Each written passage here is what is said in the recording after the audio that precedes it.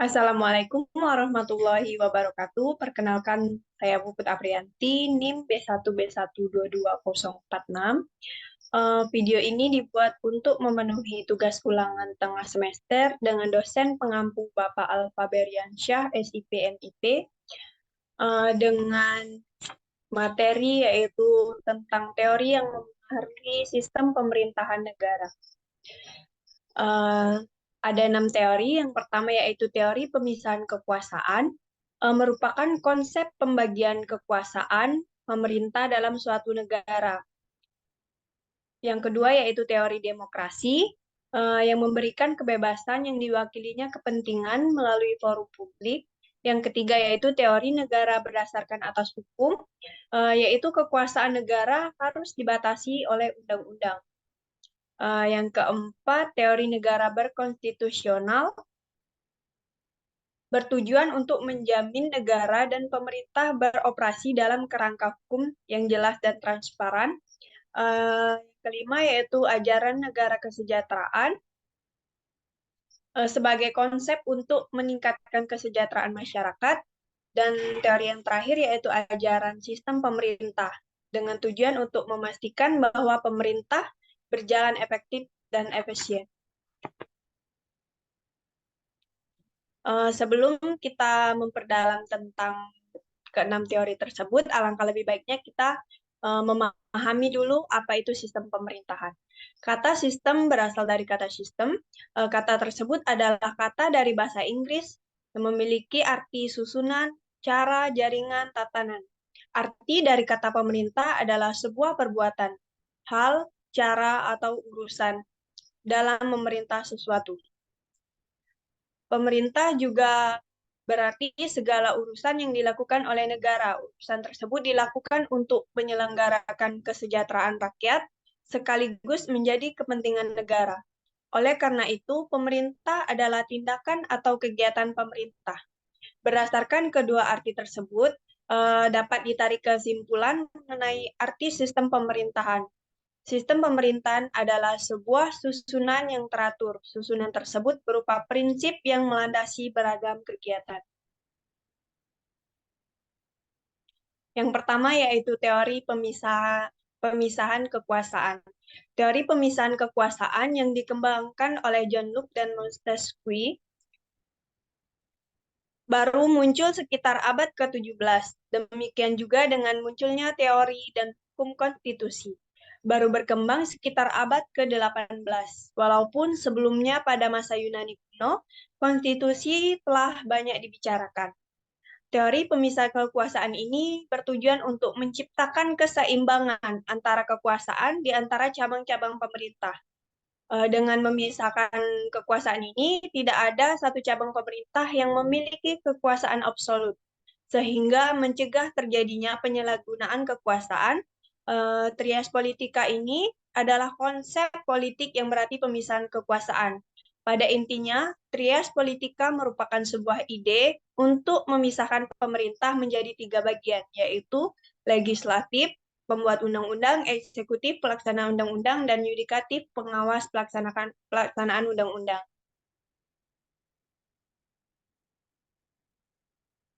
Pemisahan kekuasaan merupakan konsep pembagian kekuasaan pemerintah dalam suatu negara menjadi bercabang.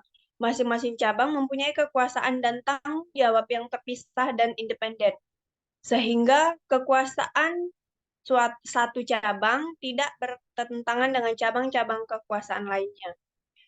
Pada umumnya, kekuasaan negara dibagi menjadi 3 cabang, yaitu legislatif, eksekutif, dan yudikatif. Pembagian ini disebut juga dengan model trias politika. Konsep ini dapat dipertentangkan dengan fungsi kekuasaan dan sistem parlementer dan semi presidensial, ya, yang membuat terjadinya tumpang tindih dalam keanggotaan dan fungsi antara cabang-cabang yang berbeda. Maksud di balik sistem kekuasaan yang dipisahkan adalah untuk mencegah pemusatan kekuasaan dengan menyediakan checks and balance. Istilah pemisahan kekuasaan secara tidak tepat sering digunakan untuk merujuk pada prinsip trias politika. Model trias politika merupakan jenis umum pemisahan kekuasaan negara menjadi 3 cabang kekuasaan. Sedangkan pemisahan kekuasaan dapat melibatkan lebih banyak atau lebih sedikit dari 3 cabang kekuasaan negara. Menurut John Locke, membagi kekuasaan dalam 3 kekuasaan, yaitu kekuasaan legislatif bertugas untuk membuat peraturan perundang-undangan, kekuasaan eksekutif bertugas untuk melaksanakan undang-undang yang ada di dalamnya, termasuk kekuasaan untuk mengadili, kekuasaan federatif tugasnya meliputi segala tindakan untuk menjaga keamanan negara dalam hubungan dengan negara lain. Menurut Montesquieu, membagi kekuasaan dalam 3 kekuasaan, yaitu kekuasaan legislatif bertugas untuk membuat undang-undang, kekuasaan eksekutif bertugas untuk menyelenggarakan undang-undang, dan kekuasaan federatif bertugas untuk mengadili dan dalam atas pelanggaran undang-undang. Teori yang kedua yaitu teori demokrasi. Pengertian demokrasi secara etimologis berasal dari 2 kata. Pertama yaitu kata demos yang berarti rakyat atau penduduk suatu tempat. Yang kedua yaitu kratein yang berarti kekuasaan dan kedaulatan. Jadi demos kratein atau demokrasi adalah keadaan negara di mana dalam sistem pemerintahannya kedaulatannya berada di tangan rakyat. Itu berarti kekuasaan tertinggi berada dalam keputusan bersama rakyat. Manusia dan masyarakat adalah pemegang kedaulatan tertinggi dari suatu kawasan tertentu.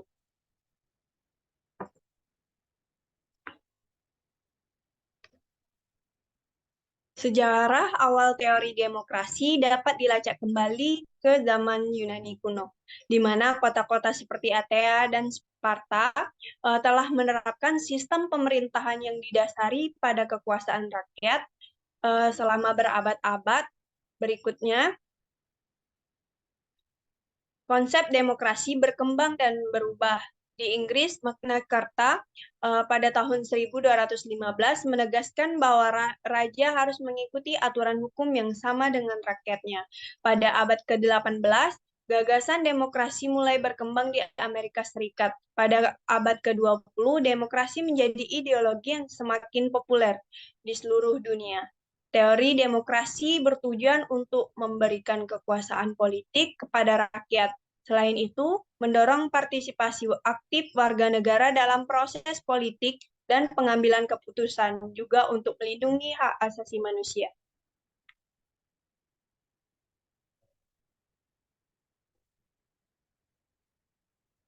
Pemahaman mengenai demokrasi selalu terkandung uh, 3 kunci yang lazim dikenal dengan nama trias politika. Prinsip yang ada di dalam istilah trias politika adalah pola pembagian kekuasaan politik negara yang terdiri dari eksekutif, yudikatif, dan legislatif. Untuk mewujudkan ketiga jenis lembaga negara tersebut, haruslah diperhatikan di sini bahwa ketiganya selalu saling lepas atau independen dan berada dalam peringkat yang sejajar satu sama lain. Konsep demokrasi dipraktekkan di seluruh dunia secara berbeda-beda, dari negara satu dengan negara yang lain. Demokrasi sudah menjadi paradigma dalam bahasa komunikasi dunia mengenai sistem pemerintahan dan sistem politik yang dianggap ideal. Oleh sebab itu, menurut Nikmatul Huda, tidak dapat dibantah bahwa demokrasi merupakan asas dan sistem yang paling baik di dalam sistem politik dan ketatanegaraan. Di zaman modern sekarang ini, hampir semua negara mengklaim semua menjadi penganut paham demokrasi. Demokrasi mengidentifikasikan konsep dengan memasukkan penekanan pada kebebasan dan diwakilinya kepentingan melalui forum publik yang dipilih untuk partisipasi kelompok. Selama ini terungkap berbagai pemikiran mengenai gagasan sistem demokrasi. Terkadang ada yang bertentangan, namun juga ada yang hampir sama. Menurut Joseph A. Sechner mengatakan bahwa demokrasi merupakan suatu perencanaan institusional untuk mencapai keputusan politik, di mana individu memperoleh kekuasaan untuk memutuskan cara perjuangan kompetitif atas suara rakyat. Menurut Sidney Hook, demokrasi adalah bentuk pemerintah di mana keputusan-keputusan pemerintah yang penting secara langsung atau tidak langsung didasarkan pada kesepakatan mayoritas yang diberikan secara bebas oleh rakyat biasa. Yang ketiga yaitu menurut Philibert, menyatakan demokrasi sebagai suatu sistem pemerintahan dimintai tanggung jawab atas tindakan-tindakan mereka yang terpilih.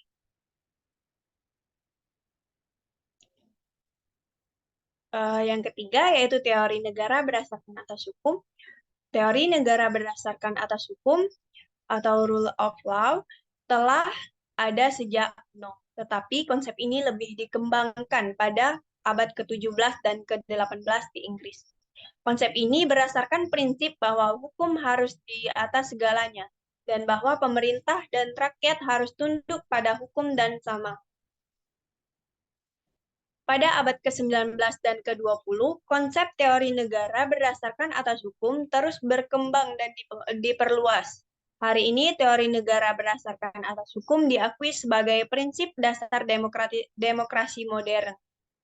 Teori negara berdasarkan atas hukum memiliki tujuan utama adalah untuk menjamin keadilan, kesetaraan, dan perlindungan hak asasi manusia dalam negara. Dalam teori ini, hukum dianggap sebagai dasar yang paling penting bagi sistem politik dan pemerintahan. Tujuan konkretnya adalah untuk menjamin kebebasan individu, menjaga keseimbangan kekuasaan, mendorong transparansi dan akuntabilitas.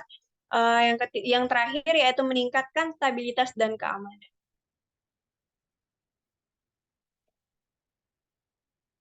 Ide negara hukum sesungguhnya telah lama dikembangkan oleh para filsuf dari zaman Yunani kuno. Plato pada awalnya adalah dalam The Republic berpendapat bahwa adalah mungkin mewujudkan negara ideal untuk mencapai kebaikan yang berintikan kebaikan. Untuk itu, kekuasaan harus dipegang oleh orang yang mengetahui kebaikan, yaitu orang filsuf. Namun, dalam bukunya Testament dan The Law, Plato menyatakan bahwa yang dapat diwujudkan adalah bentuk paling baik adalah yang kedua, yaitu the second best, yang menempatkan supremasi hukum. Hukum adalah tata atau aturan sebagai suatu sistem aturan tentang perilaku manusia. Dengan demikian, hukum tidak menunjuk pada suatu aturan tunggal, tetapi seperangkat aturan yang memiliki suatu kesatuan sehingga dapat dipahami sebagai suatu sistem. Keikutsertaan adalah konsekuensinya adalah tidak mungkin memahami hukum jika hanya memperhatikan suatu aturan saja.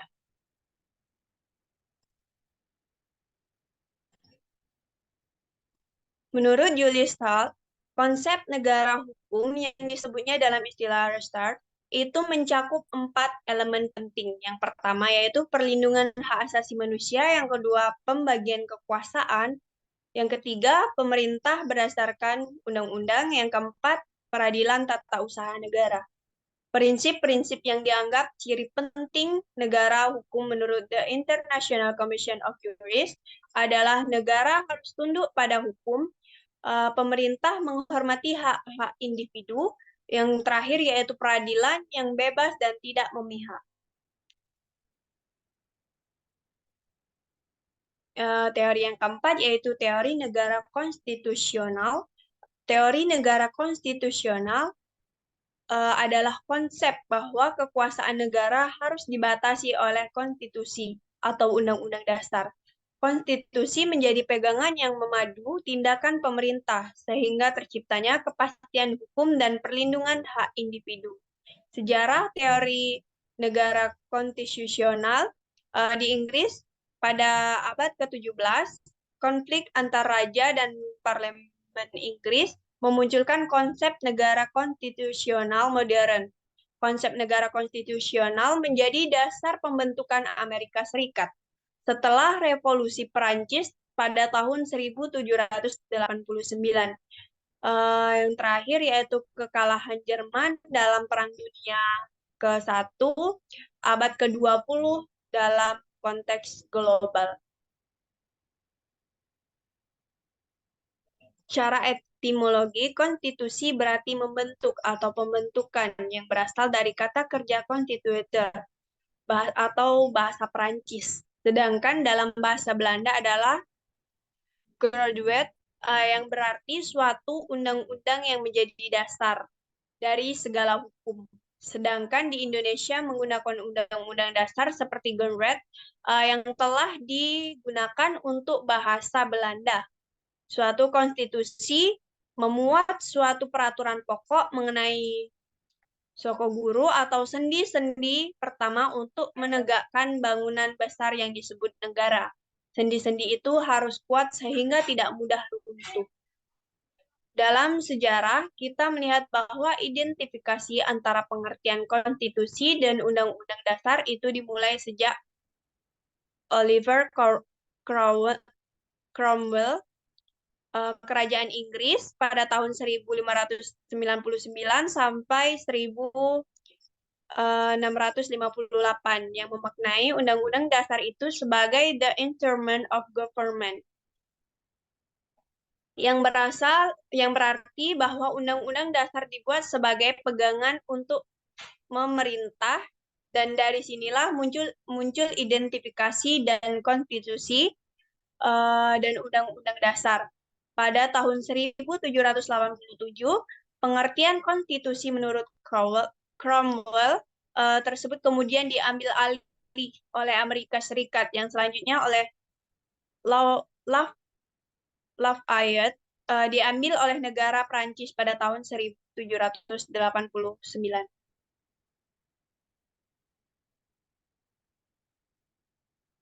Teori negara konstitusi bertujuan untuk menjamin bahwa negara dan pemerintahnya berperan beroperasi dalam kerangka hukum yang jelas dan transparan, serta menghormati hak asasi manusia dengan berdasarkan tujuh kunci dan dari teori negara konstitusional dapat mempromosikan keamanan, keadilan, dan kesejahteraan bagi seluruh warga negaranya. Kemakmuran dan kesejahteraan merupakan salah satu cita-cita pendiri bangsa maupun pemerintah Indonesia saat ini. Hal tersebut dapat dilihat dalam pembukaan Undang-Undang 1945 yang berbunyi pemerintah melindungi segenap bangsa dan seluruh tumpah darah dan untuk memajukan kesejahteraan umum, mencerdaskan kehidupan bangsa. Sejatinya, membangun sebuah konsep negara kesejahteraan merupakan obsesi dari kebanyakan negara. Konsep negara kesejahteraan sendiri dinamakan dengan konsep Welfare-State. Konsep Welfare-State secara singkat dapat didefinisikan di mana pemerintah dianggap memegang peranan penting dalam menjamin kesejahteraan bagi setiap warga negaranya. Ciri dasar konsep Welfare-State adalah adanya program asuransi sosial bagi masyarakat serta adanya program penjaminan kesejahteraan masyarakat.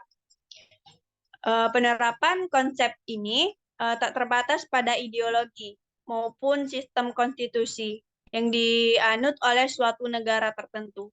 Karena terlepas dari ideologinya, paling tidak suatu negara menyelenggarakan beberapa fungsi di antaranya guna menjaga ketertiban, menjaga kesejahteraan, serta kemakmuran, pertahanan, dan juga yang terakhir yaitu keadilan.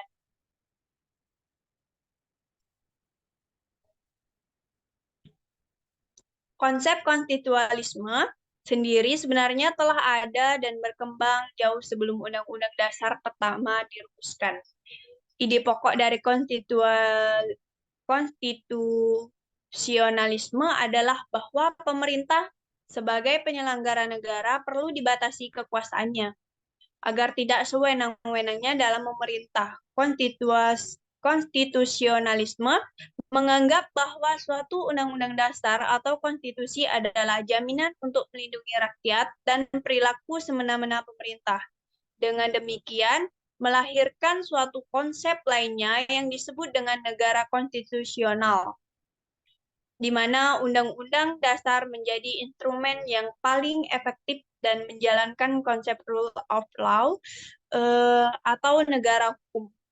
Konstitusionalisme mendasari gagasan pada ide kedaulatan hukum yang lahir dari konsensus yang melibatkan seluruh rakyat atau perwakilan daripada rakyat untuk menyusun konstitusi yang menjadi landasan kehidupan bernegara. Konstitusionalisme juga menekankan pada aspek kedaulatan rakyat karena menurut cara pandangnya kekuasaan tertinggi ada pada rakyat dan negara harus bekerja untuk rakyat sesuai dengan undang-undang dasar yang telah diakui bersama.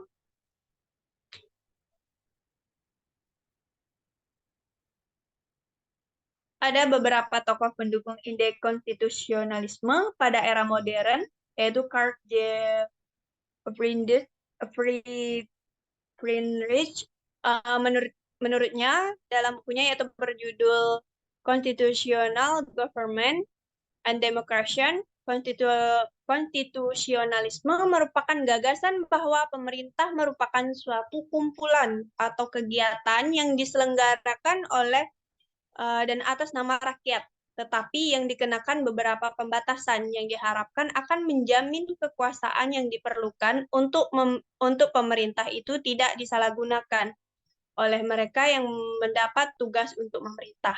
Yang kedua yaitu Richard Sky. Menurutnya, pelaksanaan aturan-aturan hukum atau rule of law dalam hubungan individu dengan pemerintah, konstitusionalisme menghadirkan situasi yang dapat memupuk rasa aman karena adanya pembatasan terhadap wewenang pemerintah yang telah ditentukan lebih dahulu. Yang kelima yaitu ajaran negara kesejahteraan. Munculnya teori ini pada abad ke-20 sebagai sebuah konsep untuk meningkatkan kesejahteraan masyarakat melalui campur tangan aktif dari pemerintah. Konsep negara kesejahteraan pertama kali diadopsi di Inggris setelah Perang Dunia Kedua. Negara-negara lain juga mengadopsi konsep negara kesejahteraan pada tahun 1840-an dan 1950-an. Ajaran negara kesejahteraan bertujuan untuk meningkatkan kesejahteraan dan keadilan sosial bagi seluruh masyarakat melalui campur tangan aktif dari pemerintah. Beberapa tujuan negara kesejahteraan antara lain yaitu memberikan akses layanan kesehatan dan pendidikan yang berkualitas untuk semua warga negara tanpa terkecuali. Yang kedua yaitu menyediakan perlindungan sosial untuk warga negara yang membutuhkan seperti tunjangan pengangguran, tunjangan anak, dan tunjangan lanjut usia. Yang ketiga yaitu mengurangi kemiskinan dan kesenjangan sosial melalui redistribusi kekayaan dan pemerataan peluang. Yang keempat yaitu meningkatkan kualitas hidup warga negara dengan menjamin hak-hak dasar dan kesejahteraan sosial selayaknya. Yang kelima yaitu mendorong pertumbuhan ekonomi yang berkelanjutan dan stabil dengan mengurangi risiko kemiskinan dan pengangguran.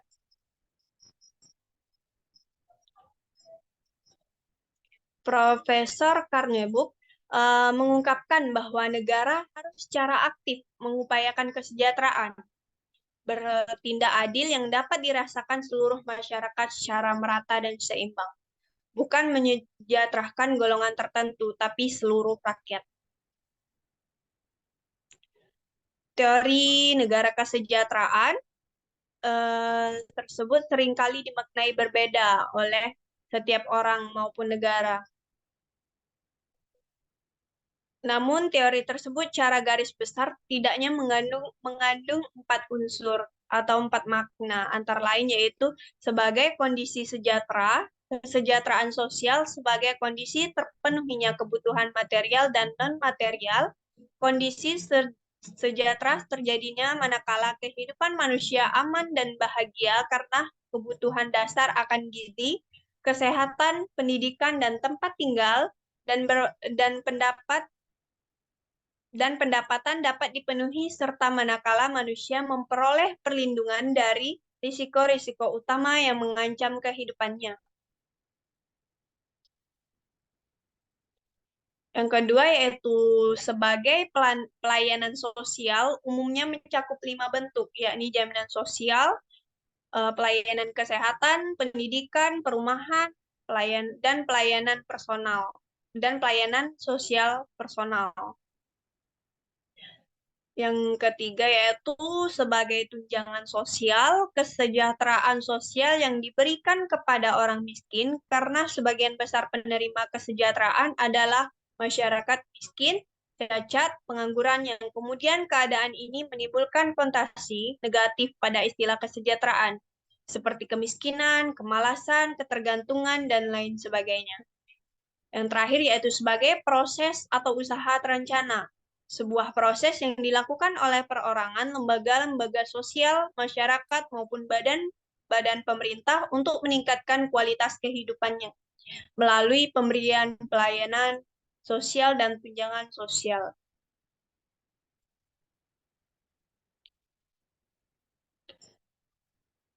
Yang terakhir yaitu ajaran sistem pemerintahan. Pada abad pertengahan, pemerintahan, kerajaan, dan kekaisaran merupakan bentuk pemerintah yang dominan di Eropa dan di Asia pada tahun ke-18 dan ke-19. Pada abad ke-19 dan ke-18 dan ke-19, banyak negara Eropa dan Amerika memperkenalkan sistem pemerintahan yang lebih demokratis. Dalam abad ke-20, sistem pemerintahan komunisme dan sosialis berkembang. Tujuan dari ajaran sistem pemerintahan adalah untuk memastikan bahwa pemerintah berjalan secara efektif dan efisien. Beberapa tujuan utamanya adalah yang pertama yaitu menciptakan stabilitas politik, yang kedua meningkatkan kesejahteraan masyarakat, yang ketiga yaitu meningkatkan efisiensi dan efektivitas pemerintah, yang keempat yaitu meningkatkan partisipasi politik dan ketertiban masyarakat, yang terakhir yaitu mencegah penyalahgunaannya kekuasaan. Secara umum, sistem dapat diartikan sebagai suatu kesatuan di mana di dalamnya terdapat unsur-unsur, elemen-elemen, bagian-bagian yang terkait dalam suatu unit yang satu dengan yang lain, berada dalam keadaan saling berkaitan dan fungsional. Masing-masing unsur mempunyai sifat-sifat keterkaitan kohesif sehingga untuk totalitas unit tersebut terjaga utuh eksistensinya. Sistem pemerintahan berasal dari gabungan dari dua kata sistem dan pemerintahan. Kata sistem merupakan terjemahan dari kata sistem yang secara bahasa Inggris yang berarti susunan, tatanan, jaringan, atau cara. Sedangkan pemerintah berasal dari kata pemerintahan dan yang berasal dari kata perintah.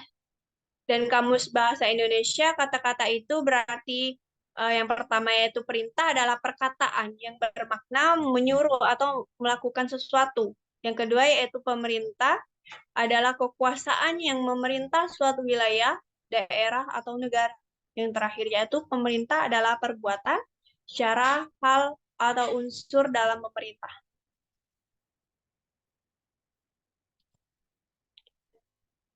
Sejarah menunjukkan bahwa manusia telah diperintah oleh tak terbilang sistem pemerintahan.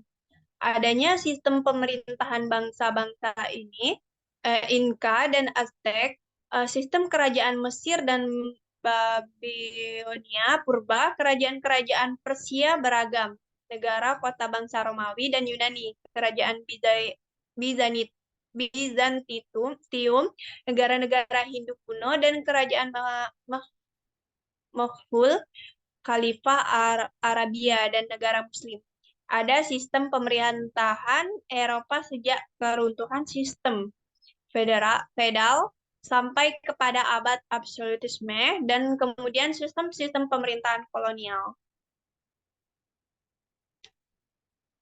Menurut Hans Kelsen, dalam teori politik klasik, bentuk pemerintahan diklarifikasikan menjadi monarki dan republik.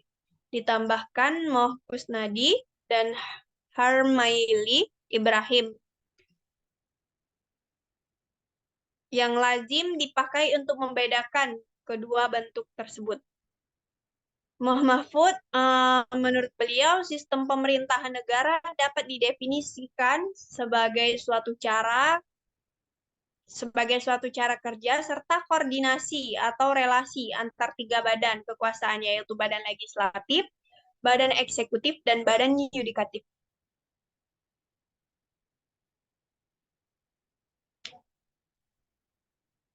Jenis-jenis sistem pemerintahan.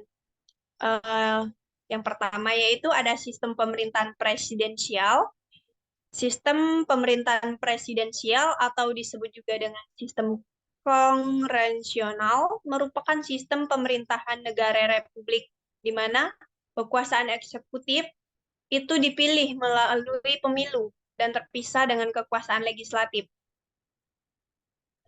Untuk disebut sebagai sistem presidensial, bentuk pemerintah ini harus memiliki tiga unsur. Yang pertama yaitu presiden yang dipilih rakyat, yang kedua presiden secara bersamaan menjabat sebagai kepala negara dan kepala pemerintah.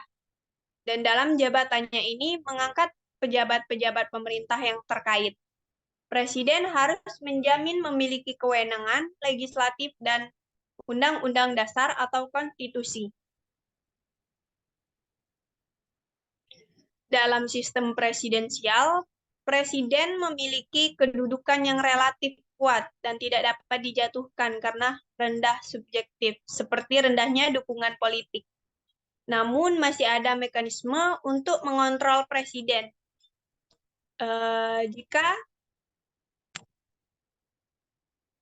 Jika presiden melakukan pelanggaran konstitusi, pengkhianatan terhadap negara, dan terlibat masalah kriminal, kedudukan presiden bisa dijatuhkan bila ia diberhentikan karena pelanggaran-pelanggaran tertentu. Biasanya seorang wakil presiden yang akan menggantikan posisinya sebagai presiden.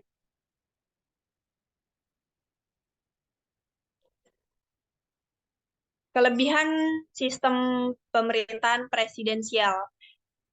Yang pertama yaitu badan eksekutif lebih stabil kedudukannya karena tidak tergantung pada parlemen. Yang kedua yaitu masa jabatan badan eksekutif lebih jelas dengan jangka waktu tertentu. Misalnya masa jabatan Presiden Amerika Serikat adalah 4 tahun, Presiden Filipina adalah 6 tahun, dan Presiden Indonesia adalah 5 tahun. Yang ketiga yaitu masa pemilihan umum lebih jelas dengan jangka waktu tertentu. Yang keempat, penyusunan program kerja atau kabinet mudah disesuaikan dengan jangka waktu dan masa jabatannya. Yang terakhir yaitu legislatif bukan tempat pengkaderan untuk jabatan-jabatan eksekutif karena dapat diisi oleh orang luar termasuk anggota parlemen sendiri. Adapun kekurangan sistem pemerintahan presidensial, kekuasaan eksekutif di luar pengawasan langsung dari legislatif, sehingga dapat menciptakan kekuasaan mutlak. Yang kedua yaitu sistem pertanggungjawabannya kurang jelas. Yang ketiga, pembuatan keputusan atau kebijakan publik umumnya hasil tawar-menawar antara eksekutif dan legislatif, sehingga dapat terjadi keputusan yang tidak tegas. Yang terakhir yaitu pembuatan keputusan. Yang kedua yaitu sistem pemerintahan parlementer.